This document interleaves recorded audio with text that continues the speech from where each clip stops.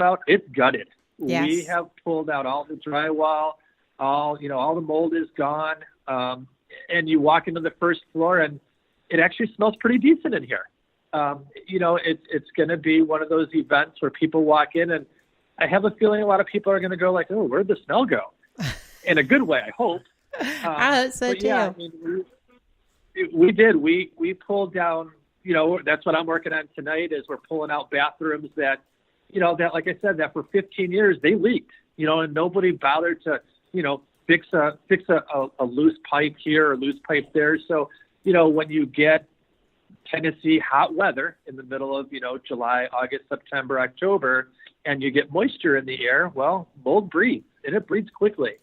And, so the first thing we did is we looked at the areas of the building which were the most, I'm not going to say dangerous because mold is really only dangerous if you mess with it. But we looked at the areas of the building that we identified as has to go. And we did. We went just hallway by hallway, room by room. We put X's on rooms. We put X's on doorways. And we just worked, front to back and just started tearing out walls. And needless to say, we stripped it all the way down to the brick walls. We painted the brick walls, and there's no more mold. The mold is gone. And one of the really important things is a lot of people don't really actually aren't very educated on mold. And I got some really big lessons on it before I got involved in this because obviously, I'm a young man. I don't want to get sick either. When you're handling the mold, there's precautions that you have to take and that kind of stuff. But the actual drywall is actually made out of a sugar. And the sugar, once it gets wet, is what the mold lives off of. So, we had a meeting one night and Renee and I and the volunteers all sat down and we just said, you know what, we're just getting rid of all the drywall. And we did. We got it all down to brick. And the spectacular thing about brick is not made of cellulose, which doesn't have any sugar in it, which means we'll never have the mold issue ever again. We pulled out all the carpeting that was harboring, years of cat urine because there were cats that were breaking into the building. Mm-hmm. And so that's all gone. So when you take all that smell out of the building, you walk in and the building smells fresh. It smells like, smells like it's supposed to now. And so I think that's really exciting. And I think that's one of the things that when I do talk to a lot of people email me or they'll call me and they'll say, we loved being there, but we couldn't be in there for any longer than a couple hours. And we had to go get our, had to get some fresh air. Yes. And I said, well, I think you're going to be amazed. I think, that issue's gone. Renee and I and our team, we pulled all that down. And so that's really important. And it's really important for not only, the longevity of the building, but also for, we want people to come in and enjoy themselves here and be able to spend, their full 10 hours when they're investigating and not have to go and catch their breath out back. We want them to be able to enjoy an atmosphere that's, clean and smells good and no dust on the floors. And that's what we're striving to accomplish with this building. Well, that facility was the primary reason that I started carrying masks with me because when I got in there, I did not want to leave, especially if you're in the midst of getting some really awesome activity. I mean, hello. Right. You can't tell the spirits, I'll be right back. Right. And one of the things I do have to say is, as investigators, like I said, I have been all over, the United States. Mm-hmm. And, Old South Pittsburg wasn't the only building that has issues like that. Well, of course not. I mean, we're talking old structures. Right. And it kind of is whatever you want to call it, part of the territory in paranormal investigating, but it doesn't have to be. And that's one of the things that we're striving to do is become one of those research centers that you don't have to worry about running around in a mask and you don't have to worry about, leaning up against the wall and getting, yucky all over your back. We want a building that you walk into and it's fresh and it's clean and it's, and it's nice and it's a great experience because ultimately we don't want to use the building just for paranormal investigating. We want the city to be involved in our building and we want to be able to do things with the children of the area.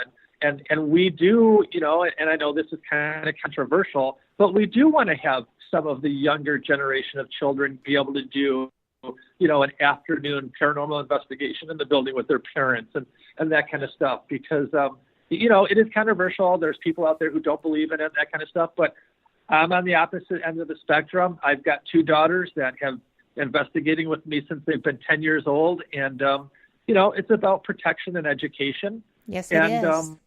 They both follow the investigating in the paranormal field to this very day.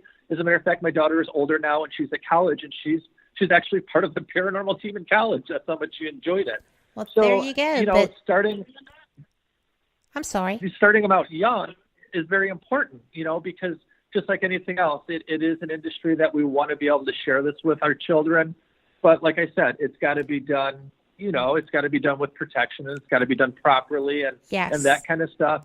But I'm going to have to interrupt you for a second. I'm so sorry, but we have to go to break. We will be right back. This will be 3 minutes, and we'll catch you on the flip side.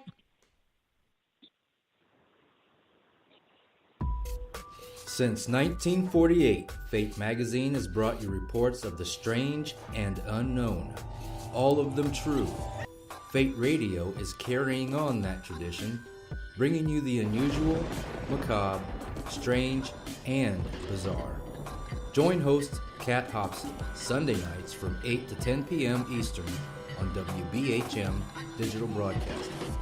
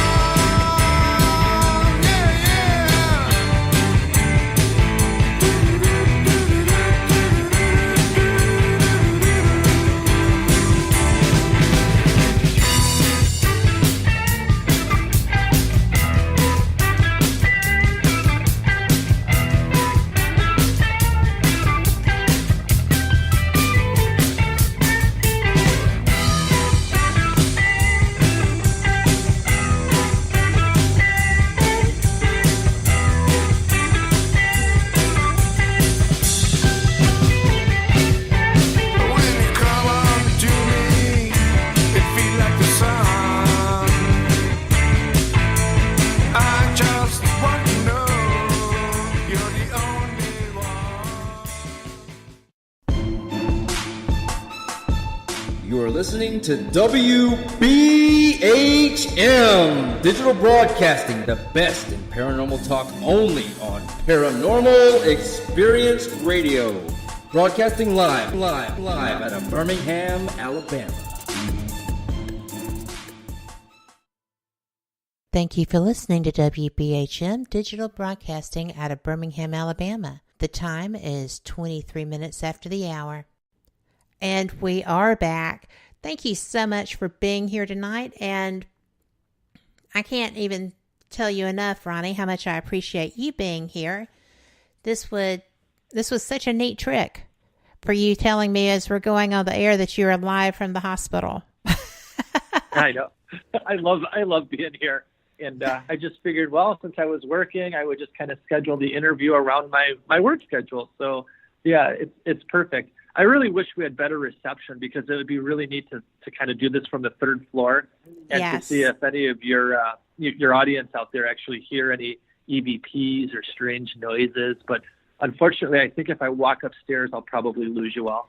You will lose me on that. When I did my live show from up there, I had to be hardwired, and I travel with I think a 50-foot LAN cable. So Oh, wow. I just took it and plugged it into the router downstairs, and away I went. It was fantastic. I had so much fun. And I kind of set up base there right at the elevators on the 3rd floor.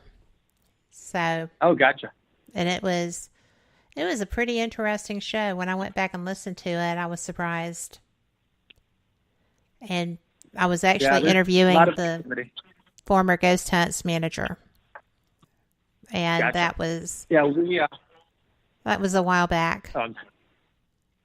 We do, generally what we'll do is when we're here during the afternoon and nighttime, we'll, all work and no play makes for Ronnie a dull boy. So generally what we'll do is do a couple hours of working really hard. Then we'll sit outside and kind of chat for a little while. And usually as nightfall comes, we'll head up to the 3rd floor for 20, 30 minutes and see what activity we can get. And I know I was here, I think it was last Saturday night we were here. And we literally, I think in the matter of about 15 minutes, got about a half a dozen Class A EVPs. And awesome. I think TJ was with us, and some of the EVPs we got were just amazing. They were so strong and so I can't think of quite the right word, but they were just, you can understand exactly what they were saying. And I think that's one of the things that's really, really intriguing about OSPH. Is that the EVPs, out of all the places I've ever investigated before, here, they're just so verbal. Yes. And, whether or not it's an EVP or even a disembodied voice, it can be 2 o'clock in the afternoon, it can be 2 o'clock at night. They just never stop talking. And it's really kind of neat. And I think this is one of the locations that I've been to that, bring a couple of voice recorders with you. Because by the end of the night, you're going to fill those babies up. So, yeah, kind of fun, kind of exciting, and can't wait to share it. And I think our residents are getting a little restless here because I think they really do enjoy the interaction and activity with the investigators. Too. Yes. This is one of the buildings that we find that's really kind of neat is that, and I want to give everybody a little hint out there who does come and do an investigation. This is one of the buildings that if you sit up on the 3rd floor or you're at the nurse's station and you just have a conversation amongst your group members and don't ask them questions and just they will interject and actually talk to you as you're doing your conversation with your group members. We find here, and Renee hopefully is listening and will agree with this, but when you're here, the more that you go out of your way to actually confront them and do the old paranormal researching where you're, what's your name? How long you been here? You're not going to get EVPs from them. No. If you're up on the 3rd floor and you're just talking amongst yourself and talking about the weather, which it always seems to rain here, but you talk about the weather, they'll actually EVP. They'll talk right in the middle of your sentence, and that's the thing that's most fun.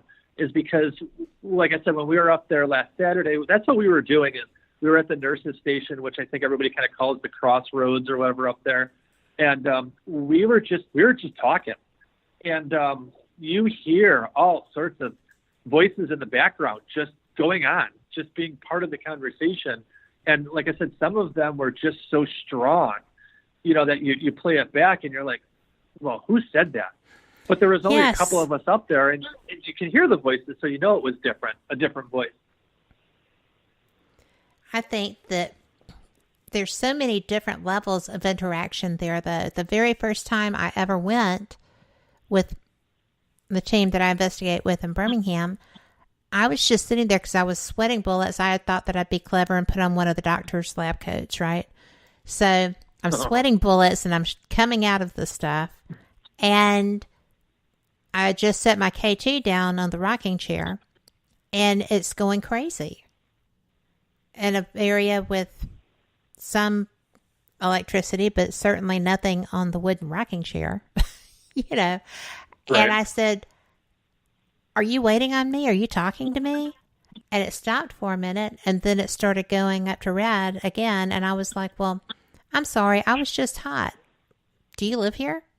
and had a 30-minute or longer conversation. I ran out of questions to ask and finally just said,